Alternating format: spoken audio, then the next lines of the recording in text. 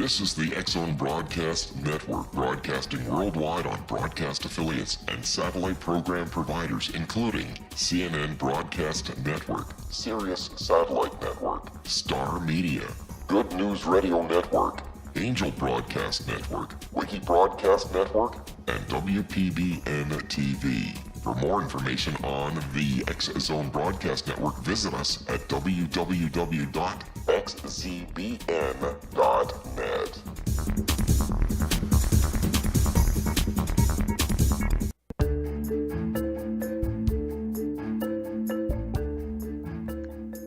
This is the TURS radio show, and I'm your host, Krista Niels. Today's guest is Andrea Hörster. Welcome, Andrea. Hi, Krista. Andrea, you told me you're a jack of all trades. What does that mean? Well, it comes along with my curiosity. I like to learn about different things. I like to try different things, and I found out that I also have a talent for very different things, many different things. So you do not stick to one thing forever? Oh, not at all. And funny thing is, just this morning I realized again, this does not only refer, for example, to hobbies or jobs, but even to daily routines. When I was making breakfast, I was again thinking, well, what am I having today? I know of people having almost the same thing every day, but I can't. I just have to vary. You have to change what you take. Oh, yes. Otherwise, I don't know, I get bored. Even my stomach gets bored. Wow. Every cell in you is bored. My goodness. Yeah, kind of. So, otherwise you wouldn't be that much about change and that much interesting in change. Yeah, correct. I assume. When I read your bio, I see things like you lived in Spain. I remember you lived in Mexico. You traveled the world. You are fluent in German, in English, in Spain, and I think you're very adaptive to other languages. Yeah, probably I have a facility for languages, though. Well, I stuck to the Latin languages, and well, in fact, I tried a few languages, but with languages, it is. I mean, you have to speak them, you have to use them, otherwise they are dead languages. So I'm kind of hoping that I can go abroad again for a longer period of time, maybe with my job, so I have the chance to really learn a new language. I mean, so that it's worthwhile learning it. Because, I mean, for example, I learned French. I did very many courses and started with it in high school. But I've hardly been to France. I've hardly known French people. So it's not really worth it for me, unfortunately. But yeah. So you're stuck to German, Spanish, and English. Yeah. Well, if I have the chance, I try to play around a little with Italian or a little with Portuguese. I mean, the good thing is when I don't know the proper words or grammar, I just put in the Spanish and people just understand me. So I wouldn't be able to tell you even how good my language skills are, because people just understand me. And I mean, that's the point of speaking a language, right? Yes, that's absolutely the point. Using it and communicate, whatever Right. it means and whatever tools you're using. Right. It's not only the mouth we are using when we are communicating. Yes, and it can be even, Andrea. well, that's out. Yeah. I remember that I met you and you told me something about projects and computing and stuff like that. And I learned very late about you that you hold a PhD in biology. And Yes, that I do. very day, I learned about your curiosity. And this curiosity led you one day, I think somewhere in the Brazilian jungle. I'm not sure in my memory, but it led you to take something green from the bottom and you thought, oh, that's interesting. I'll take care for that later and I have it in my pocket of the trousers. What happened then? I remember what you're referring to because it's one of those nice stories to tell. I don't know how often I talked about that. Um, yeah, well, my curiosity for animals and plants and stuff is what really led me to my biology career, my initial career, so to speak. And every place I go, I mean, the main reason for me to visit places is to see what kind of what the nature is like. Look at plants, animals, and I always had. I'm always collecting interesting things or weird things that I see from plants, from animals. I collect seeds that I try to grow at home. And yes, this was in the Pantanal in Brazil. And we were hiking through the... Andrea, we'll Yes? take that story for after the break. Thank Okay. you. I'm Krista Niels, and we will be right back after this commercial break. You are listening to the TELUS radio show on the X-Zone Broadcast Network on www.xzbn.net.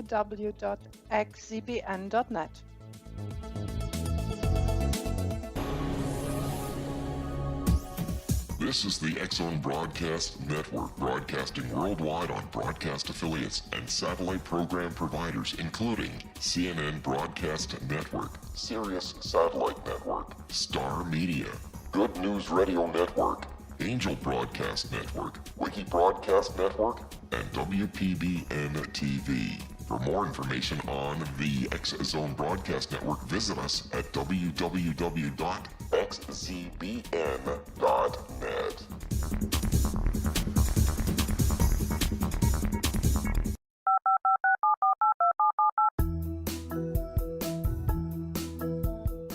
Did you know that when you're on the road with limited data or Wi-Fi, you can still listen to the X-Zone Radio Show with Rob McConnell, The Science of Magic with Gwilda Wiyaka, X-1, Dimension X, Space Patrol, and every minute of the X-Zone Broadcast Network by calling 213-401-0080, courtesy of Audio Now. No smartphone, app, or internet needed. It saves your data plan and it's free if you have unlimited minutes. Call 213-401-0080 to listen on any phone, anytime, anywhere. Remember 213-401-0080 for the best of the paranormal, parapsychology, and sci-fi radio programming anywhere, 24/7, 365.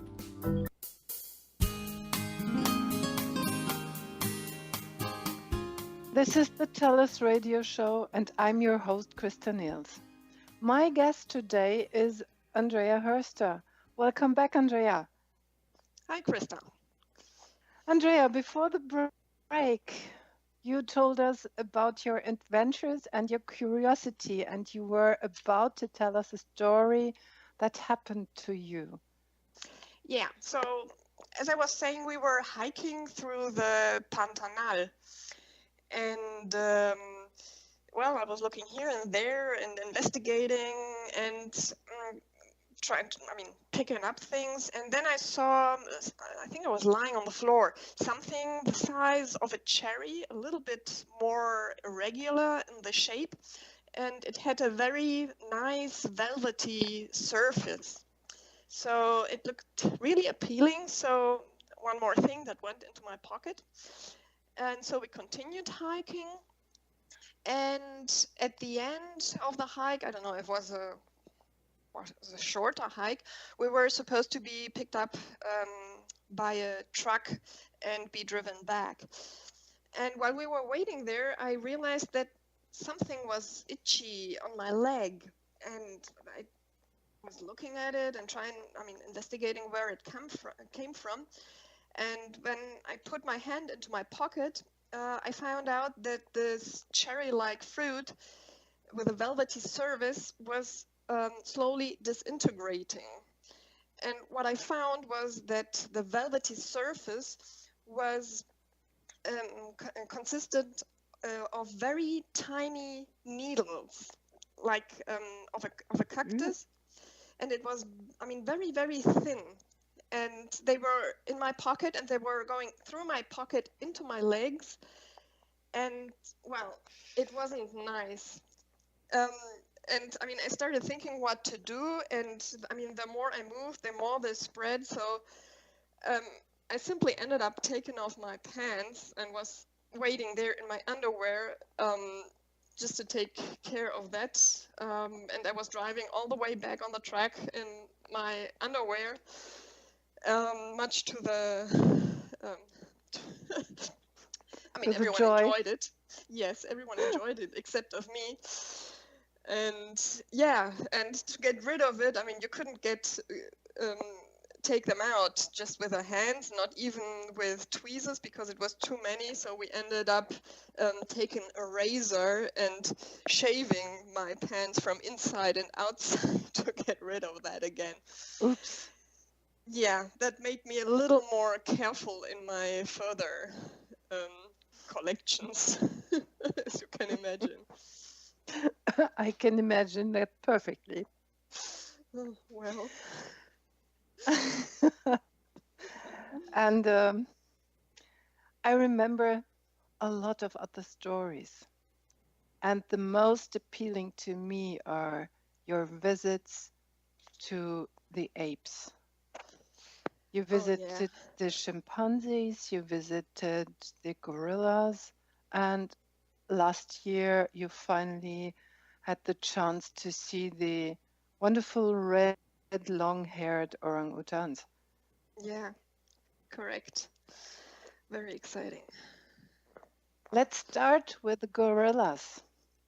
You told me one day you were around, you had to hike there, and the guide says, be careful, stay away from the trails, and you did so.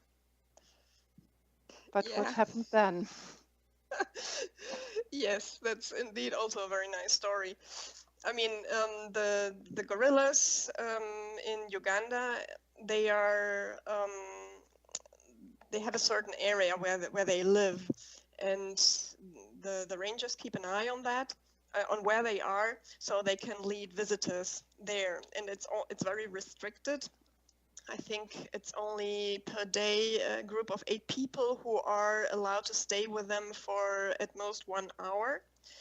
So first thing in the morning, you get a speech from the ranger, and they tell you exactly how to behave, what to do, what not to do. Like if you have a cold, you're not allowed to go there.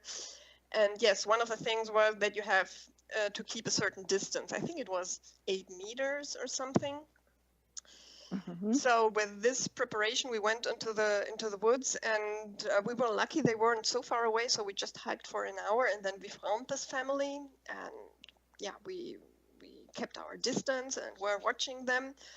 But of course, nobody told them about these 8 meters, obviously. So they moved around and played and moved from one food source to the other. And yeah, well, they got closer. We started to try to keep away, but they got closer. And one of them, what I watched first was that one of them, he tried to get his hand into the pocket of one of the visitors. He didn't notice first, so he was pretty frightened. But then he took, calmly. Yeah, and then I got my turn. It seems I was standing in the way of some youngster or so, and they are used to people as if they were, well, bushes or trees. We just belong to the inventory there. So this youngster came from behind me, and it seems I was standing in his path, so he just pushed me aside and went on. Um, he left me pretty puzzled, you can believe me. My goodness. These youngsters are very strong. They have a lot of power. Oh, yes. I mean, it wasn't that hard to push it. I mean, I wasn't in danger at all. I mean, the rangers were watching over us pretty well, but it was more the surprise, because on one hand they tell you to keep a distance from of 8 meters, and then one of them just pushes you as if you were just disturbing him. I mean, what's that? Yeah. My goodness. So it was closer than you ever imagined. Yes, indeed, indeed. What did you learn? Yeah. I just wanted to add that, in fact, I always had kind of on my mind the idea that I wanted to shake the hand of an ape. I don't know why it was on my mind all the time, but at that point I kind of skipped that idea for the future. That was it for me. So it was really too close. Let's say close enough. It substituted the handshake. Correct. Right. You stayed for an hour with the gorillas. What Yes. else did you experience? Did you learn something? What about your curiosity as a biologist? Well, I think, to be honest, that the scientist in me really stayed back while I was there, because it was just so impressive. Yeah, more on an emotional level, to be standing there amongst creatures that are so similar to us, and then again so different. So I was just absorbed watching their behavior, be it a baby hanging from a tree and just dangling back and forth, or be it the silverbacks munching away on their food. It was more, I think it was more an emotional trip than a scientific trip. But I mean, what really stuck with me, yeah, I felt sad about. I mean, we had to walk there, we had to hike there. It was quite a trip to get there. It's in the mountains. We had to wander down one mountain, climb up the other one, and no trails, just across the wild. That by itself was already very impressive. Had to cross a little river.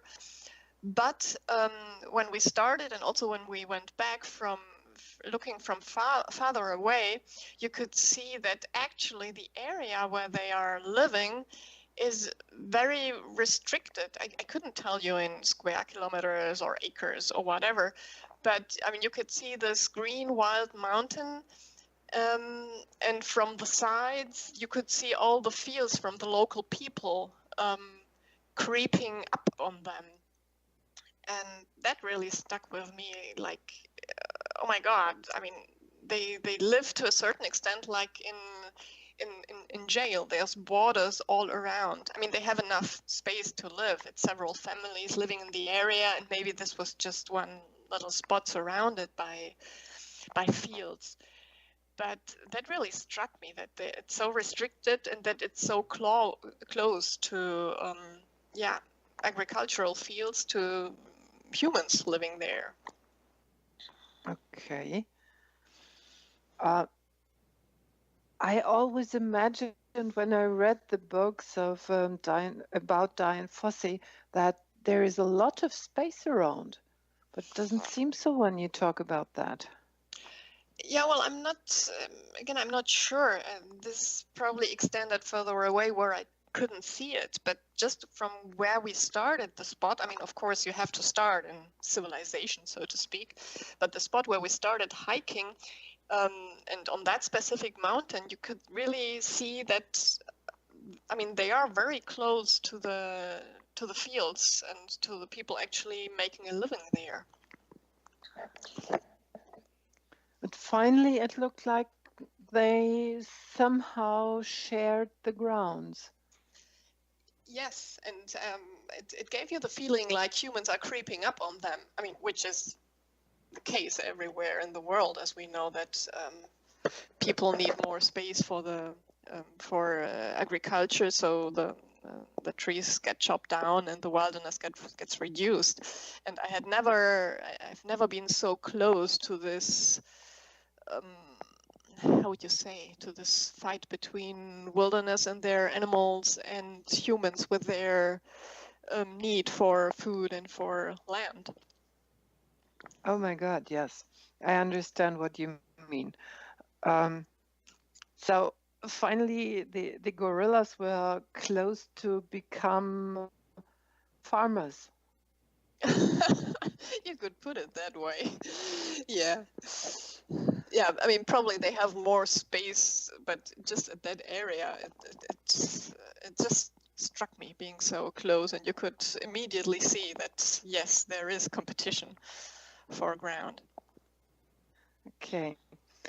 I think later on we will talk about the other areas a bit more, and I assume that we always will run into the same points.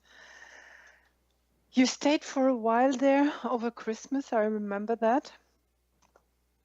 And after our break, we'll have another great story for our listeners. I'm Krista Niels, and we will be right back after this commercial break. You're listening to the TURS radio show on the X Zone Broadcast Network on www.xcbn.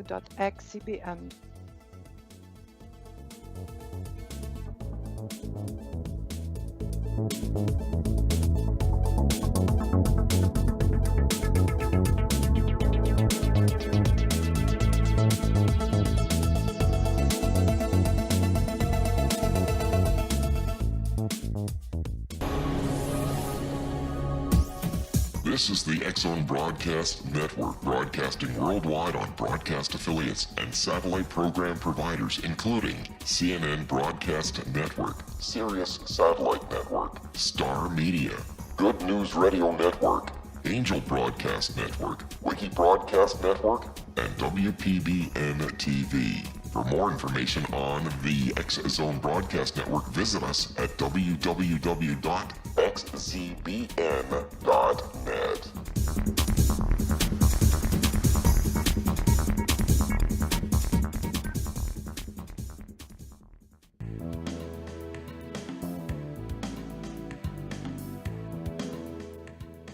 This is the TURS radio show, and I'm your host, Krista Niels.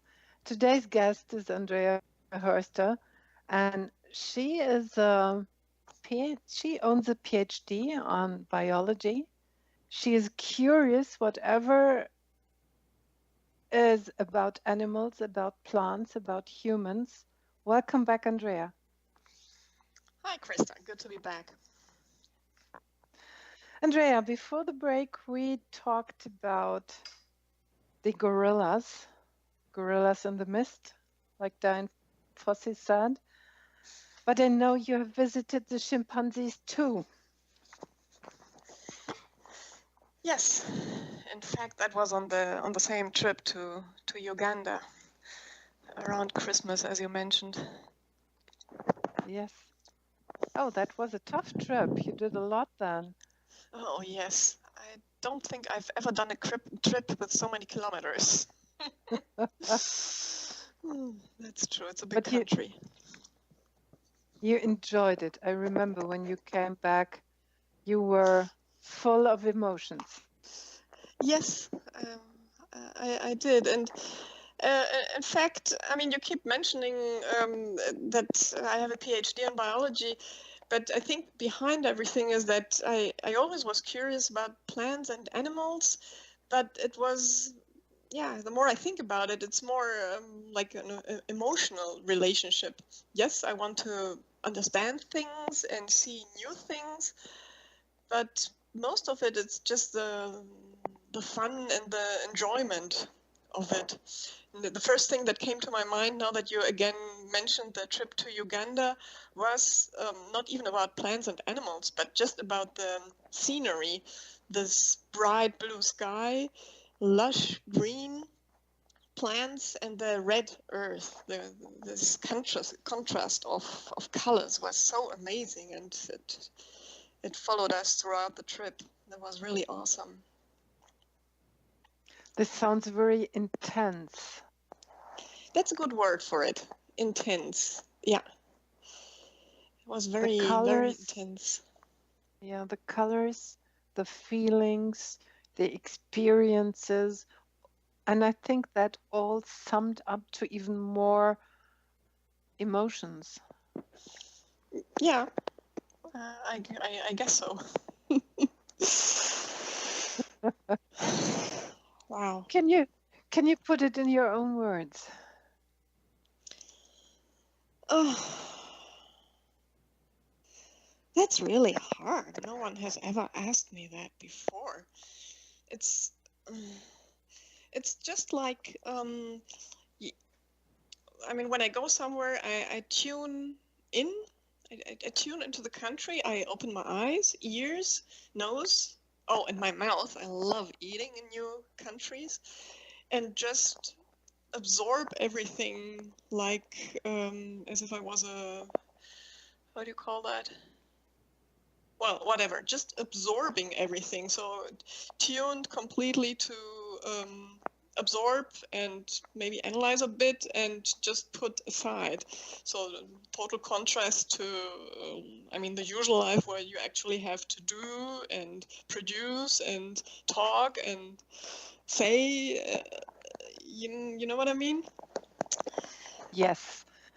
And it sounds like you're entering a country like a dry sponge, a very dry sponge that's even hard, and waiting for water. Yeah, the sponge, that was the word I was looking for. Just open wide and just get everything you can. And the funny thing is, I mean, this is also about nature, plants and animals for me. I like to go to cities as well, but I think I also have the sponge attitude there. And for whatever reason, in a city, I get tired after an hour or so. I can't absorb more. So I have to take a break, or I don't do it very long. But on a trip to a different countryside, you would have to say, to watch nature, that I can do for weeks in a row. It's funny, isn't it? But that's good because it's new for you. And sometimes I have the feeling if you're watching or looking at the things you know, you get kind of bored, and maybe that's why you get tired. And as long as it's new, interesting, and exciting, you can't get tired. Yeah, well, I mean, I think it's something specific also about nature. I mean, because as I mentioned, for me it's a difference if it's a city, a new city, or nature. And now I know for other people it's different. But yeah, it's to a certain extent it keeps me alive. Okay, that's a good word. That's what I wanted to hear from you. It keeps you alive. Yeah, it's kind of a fuel, kind of I don't know. It keeps me moving. It's really amazing. Yep. Now we are together again. What was that with the trip with the chimpanzees? Did you meet them too? Were you close to them, or were they further away?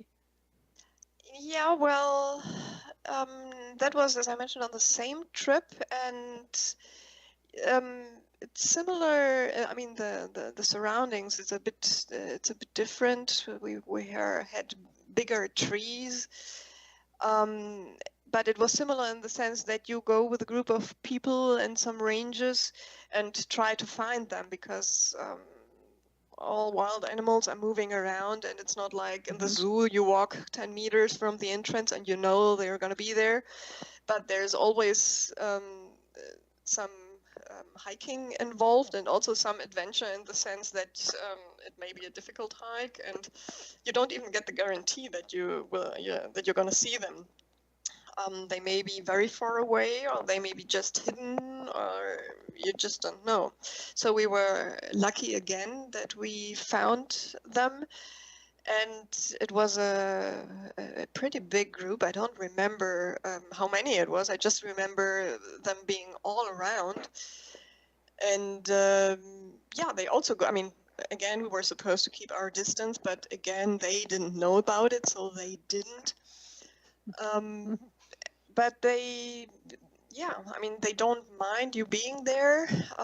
They just play around and collect their food and eat. And very impressive was a mama climbing up a tree with her baby on the back or on the belly. It moved around a bit.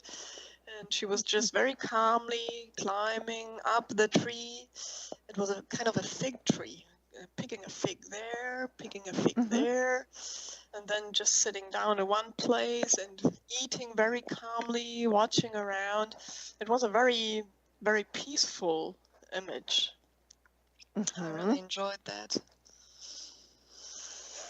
Yeah. And then I understand when you talk about these big cities that were loud. So you had the perfect contrast over there. Peaceful with the animals and noisy in the towns.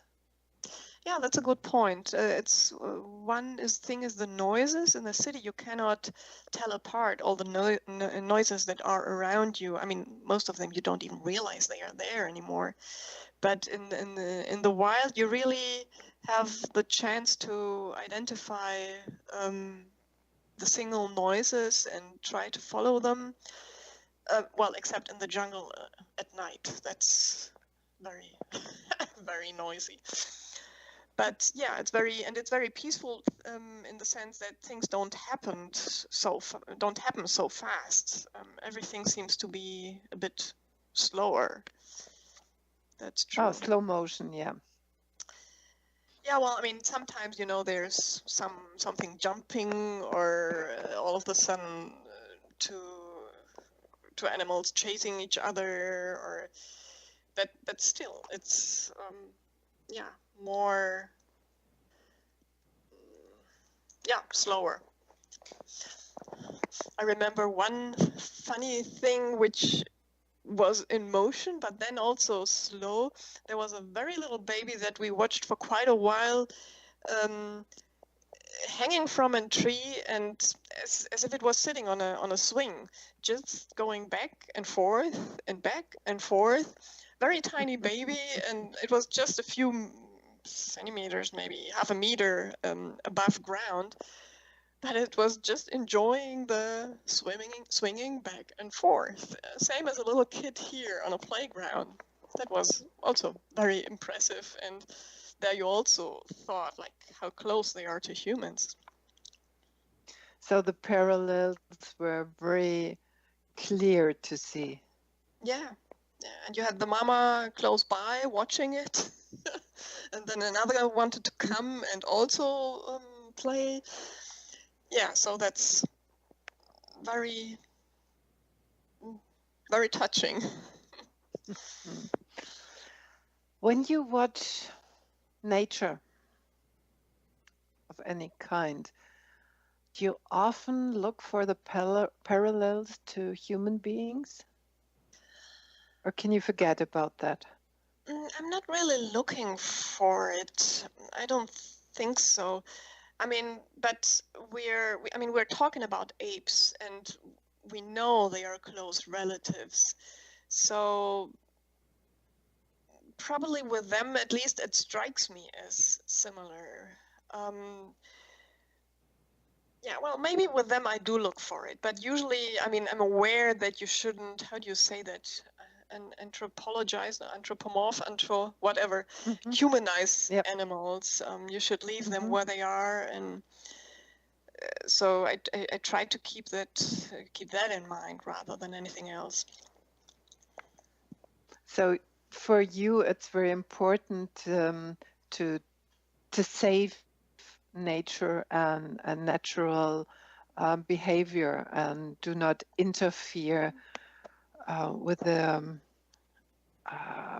how can I call that, with the homes of the apes. Absolutely, absolutely. In fact, with the gorillas, I was a bit ambivalent if I want to really go there and support that, because I mean, you visit the gorillas in the wild, and you suppose they are wild, and they are kind of wild, but in fact they have been accustomed along, I don't know, it takes I think 2 years or something for a family of gorillas to get used to humans.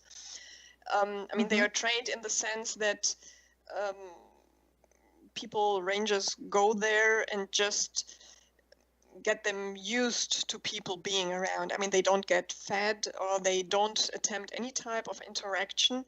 They try to train them, or to make them, I mean, to get them used to people, so that they are like, well, as I said before, like furniture, like just another weird plant standing around. Yeah. And Yeah. I think they manage that pretty well. But still, they are not completely wild, because in the wild, I mean, you wouldn't be able to see them at all.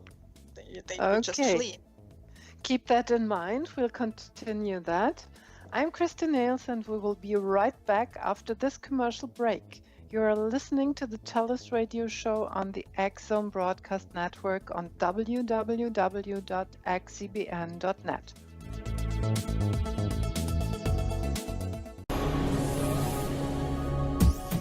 This is the X-Zone Broadcast Network, broadcasting worldwide on broadcast affiliates and satellite program providers, including CNN Broadcast Network, Sirius Satellite Network, Star Media, Good News Radio Network, Angel Broadcast Network, Wiki Broadcast Network, and WPBN TV. For more information on the X-Zone Broadcast Network, visit us at www.xzbn.net.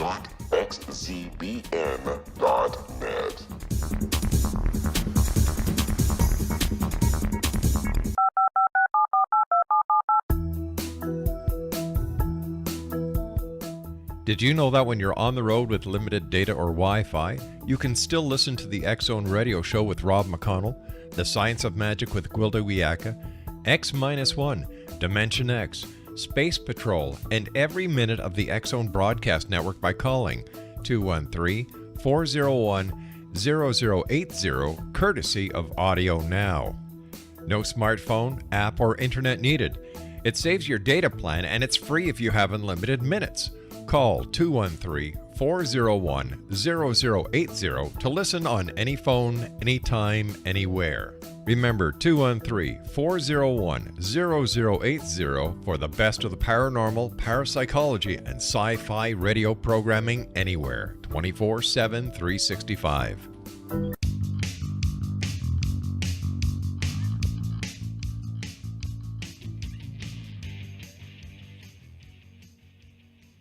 I'm your host, Krista Niels. My guest today is Andrea. Andrea, welcome back. Hello, Krista. Andrea, before the break, we talked about the saving of monkeys, or saving their areas, of making them, how can I put that? Putting people around them, and they get used to them, and they know they are no harm for them.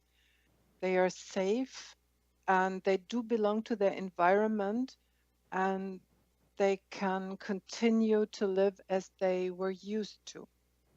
Right. You have visited the gorillas and the chimpanzees in Africa, and last year you had the chance to go to Borneo, right? Right. And see the third variety of apes, the orangutans. Right. That was the last part missing. What happened there?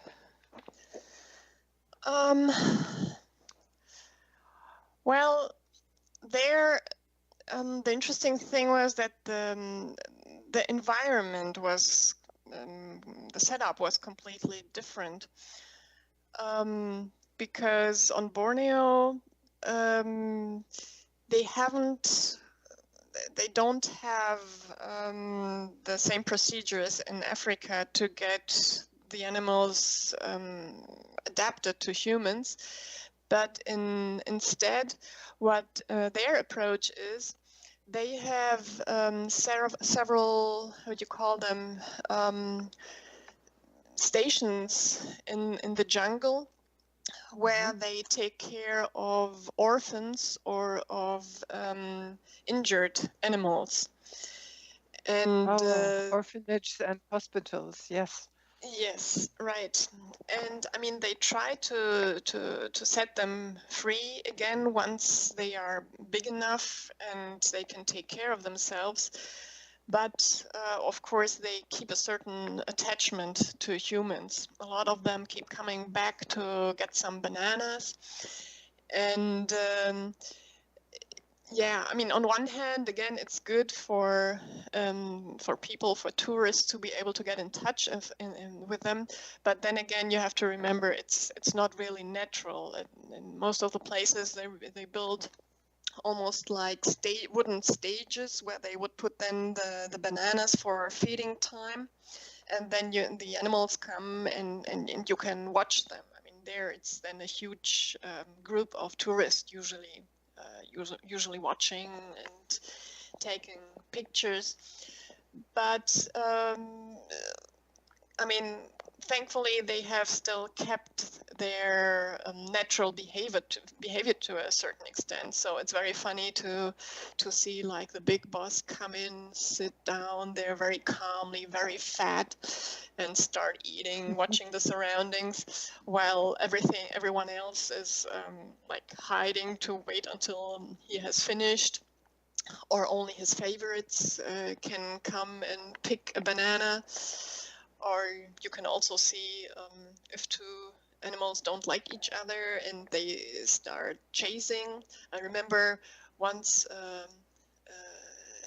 again, a mama with a little baby on the back wanted to get to the bananas, and there was one other youngster who tried to chase her away. And there also one of the rangers interfered and on his turn chased the chaser up a tree, so that he would leave alone the mother with a child. So that was also interesting to watch. So there were two parties who cared for the needy ones. What do you mean by two parties? One was the big boss of the orangutans, who took care that some of his group got food, and on the other hand, there were some rangers who took care that the needy ones got their food. Yes, precisely. That's interesting. When you talk about the orangutans, I get the feeling it's not that close to nature than the apes in Africa are. Yes, as I mentioned, they are much more known, much more used to humans. They are used to be fed by humans. Yeah, they have been taken care of by humans. So of course, there's a very, very different relationship. And I mean, I'm glad on one hand that they are taken care of, the orphans and the sick animals or injured animals. And I'm glad that I, as a tourist, and a lot of others get the chance to watch them. But it's not the wild. You just, have to keep that in mind. And I don't know if they have also these programs in Borneo about getting them used to humans in the more wild. I don't know, but I mean, fair enough. I'm glad that we can get the chance to see them there. But there are still some left. What do you mean? Improvement in or? Yeah, I assume that we all are glad that there are still some of the apes are left so that we can see them. Maybe we can learn from them. Yes, that's another thing. But I mean, the good thing about having the orphans and the injured there, it's only part of the actual population. So you always know there's more behind them. So. Okay. Yeah, they are there. Okay. Andrea, if your life would be a book, what is the title of the book? Oh my God, you can ask questions. You know me. Curiosity? Yeah, I would put it more in sentence. Always sniffing ahead. Always, I don't know how to put it in English. Always sniffing ahead. Always putting my my nose in new things. Yeah. Yeah, always being curious about new things you've never experienced before. Yeah, would be a good title. So we know a lot of chapters, they are already written, but I assume there are some chapters that wait to be written. What are they? Any plans, any dreams? Well, a few. One of the things, this is not only about animals, but goes a little bit further. I always was curious about Indians, meaning the original American natives. And I read a lot of books about them when I was a kid, and I always wanted to, not only visit them, I have been there, but spend some time with them the way they used to live before. This may sound kind of romantic, maybe it is, because I know it's not like that anymore, but I find it fascinating the way Indians used to live. With their tipis and always with their, sometimes moving around a lot, in close contact with their animals, with their horses, and with nature. So spending some time living with or like an Indian, this is something I keep thinking about, for example. So maybe you're interested in visiting elders of the tribes and talk with them, learn from them? Yeah, that would be one part, but for me it's really more about experiencing their original lifestyle. Okay. Their daily, how they cook, how they travel, how they sleep, how they eat, about the relation, you probably won't find out anymore, not much anymore, about their tools, about dealing with the seasons, picking fruit, all that. Okay, I understood that. That's a big dream. And I know you have been to the States and you've been to areas where you've been very close to the original inhabitants. And I think sometimes you will be back there. Yeah, I certainly hope so. Andrea, I'm very grateful that you had the time to share this interview with me. I enjoyed it very much. Oh, me too. Thank you. It was great to revive all those memories with you. We can repeat that sometimes and find some more. For today, thank you so much. Hear you soon and bye. Join me, Krista Niels, next week on the TELUS radio show on the Axon Broadcast Network on www.xcbn.net.